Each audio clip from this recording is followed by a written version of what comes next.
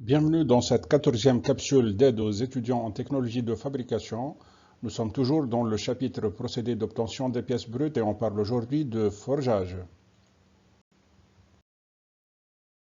Le principe du forgeage, c'est qu'un lopin, c'est-à-dire un bloc métallique, est préalablement chauffé. Pourquoi on le chauffe? C'est parce que le chauffage diminue la résistance élastique, donc la déformation plastique pourrait être plus facile. Et aussi, ça augmente la malléabilité, donc cette même déformation plastique serait plus grande. Les matériaux forgeables sont donc des matériaux à forte malléabilité à chaud. On parle principalement d'acier doux, d'alliage d'aluminium, de cuivre ou d'aluminium-cuivre ou d'autres matériaux malléables à chaud. Le lopin chauffé est ensuite placé sur une enclume. Ensuite, il serait déformé par un marteau, soit à l'aide de la pression d'une presse ou l'impact d'un marteau pilon. On parle ainsi de forgeage libre, dans le sens que le matériau du brut peut se déformer dans toutes les directions possibles. Il est libre d'aller dans toutes les directions. On peut aussi avoir un autre mode. Le lopin chauffé est placé dans une matrice, dite inférieure.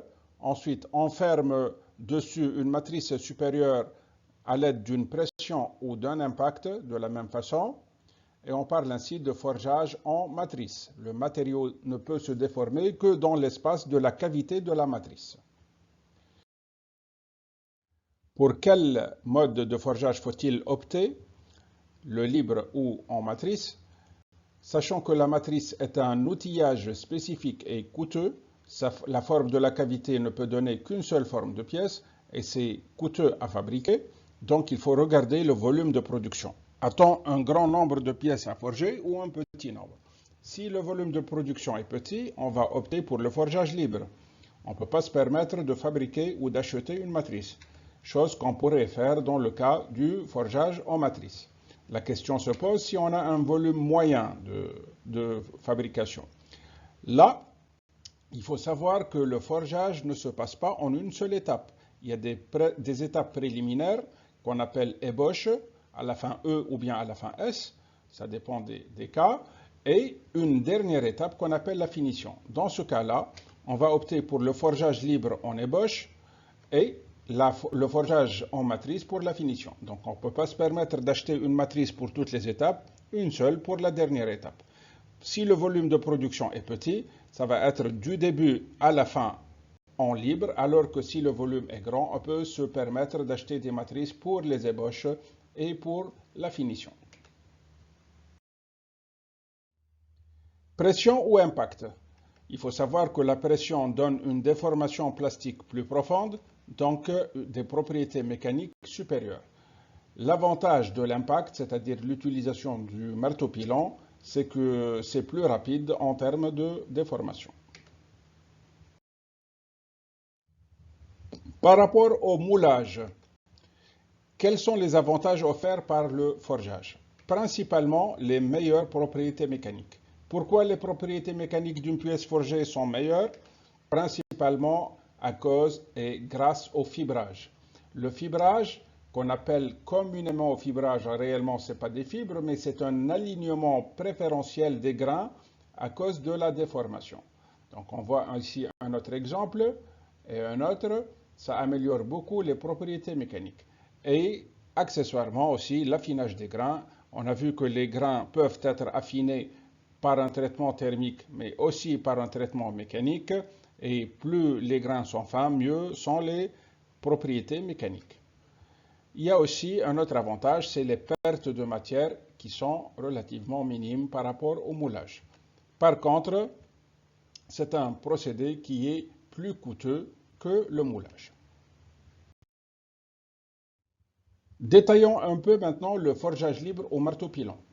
C'est fondamentalement le même principe que celui exécuté par les forgerons traditionnels, dans le sens qu'une pièce chauffée est placée entre une enclume et un marteau et elle est frappée, sauf que pour le forgeage libre au marteau pilon, on utilise un marteau pilon. Vous voyez ici, les flèches indiquent le marteau en haut et l'enclume en bas.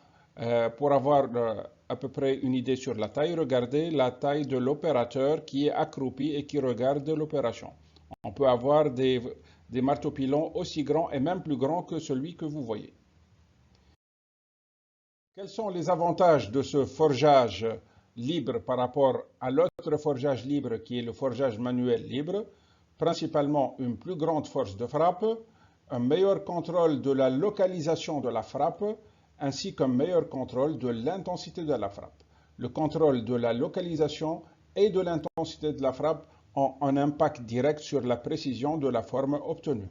Et aussi la possibilité de façonner des pièces de grande taille. Des pièces de grande taille à la main, on ne peut pas les faire, peu importe le temps qu'on va y consacrer. Revoyons maintenant les principales opérations du forgeage libre au marteau pilon. On trouve tout d'abord l'étirage qui consiste à diminuer la section pour augmenter la longueur ou la largeur. Donc ce lopin-là, après plusieurs coups, va avoir une section plus faible, une longueur ou bien une largeur augmentée. Ça, il s'agit de l'étirage. Il y a aussi le refoulement qui est essentiellement une opération inverse de l'étirage, dans le sens qu'une pièce est totalement ou partiellement chauffée. Ensuite, la pression ou l'impact donne une augmentation de section au dépend de la diminution de la longueur de la pièce. L'étampage aussi, c'est la mise au rang d'une section. Donc on part d'une pièce relativement à section prismatique. On utilise un V, on donne plusieurs coups et en tournant la pièce, on obtient des pièces avec une section polygonale plutôt que à 4 coins, mais plusieurs, 8 ou 12 coins. Ensuite, on finit l'opération par une étampe, donc qui va donner une section relativement circulaire de la pièce. Le dégorgeage, c'est aussi une opération de forgeage libre qui consiste à diminuer assez brusquement les sections par l'intermédiaire d'outils qui sont placés entre la pièce et l'enclume et ou entre la pièce et le marteau. Ça donne des changements brusques de section. Passons maintenant au forgeage en matrice. Donc le principe, c'est qu'une ébauche ou un lopin est chauffée à la température convenable. Ensuite, elle est écrasée entre deux blocs matrices en acier qui est mi-dur ou bien dur. Donc les deux blocs matrices remplacent le marteau et l'enclume. On appelle ce procédé en fonction du matériau forgé. Pour les aciers doux, on parle d'estampage avec un S, à ne pas confondre avec l'étampage qui est une opération de forgeage libre. Et pour les matériaux non ferreux, on parle de matrissage. Les équipements utilisés, tout d'abord on peut utiliser un marteau pilant ou bien une presse de point de vue machine. Et de point de vue outillage, on utilise des blocs matrices qui peuvent comprendre plusieurs empreintes, une pour chacune des étapes, comme vous voyez ici. La matrice que vous voyez là, ce n'est pas une matrice qui fabrique plusieurs pièces, mais chaque empreinte correspond à une étape de fabrication de la même pièce. On peut reconnaître dans cette matrice l'empreinte finale qui est reconnaissable à l'aide de ce qu'on appelle l'emplacement de bavure. La dernière empreinte comprend l'empreinte de la bavure qu'on va détailler dans la page suivante. C'est quoi la bavure? La bavure, c'est un excédent de matériaux. À quoi ça sert? En fait, c'est pour assurer le remplissage complet de l'empreinte. Vu qu'on ne peut pas atteindre exactement le volume nécessaire, c'est ou bien un peu plus ou bien un peu moins. Il faudrait avoir un peu plus plutôt qu'un peu moins.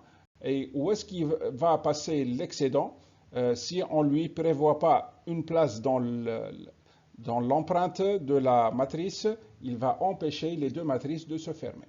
C'est ce qu'on appelle l'emplacement de bavure. Où est-ce qu'on retrouve ça? On retrouve ça autour de l'empreinte finale, généralement. Et comment on l'enlève? On enlève à l'aide d'une matrice à ébavurer, une matrice qui va essentiellement cisailler la bavure sur une presse auxiliaire, c'est-à-dire secondaire, généralement de faible capacité parce que on n'a pas besoin de la même capacité que les presses à forger. Pour des raisons économiques, on peut trouver des gravures rapportées sur un bloc matrice. Donc les gravures ne sont pas usinées directement sur le bloc, mais usinées à l'extérieur et montées, soudées au bloc. Ensuite, on peut enlever ces gravures-là et les remplacer par d'autres gravures dans le même bloc matrice pour fabriquer d'autres pièces. Ça nous économiserait un peu sur le prix des blocs. On peut aussi exécuter plusieurs gravures dans le même bloc matrice. Une telle matrice produirait par exemple avec un même cycle de pressage ou un même coup de marteau pilon 4 pièces au lieu de une.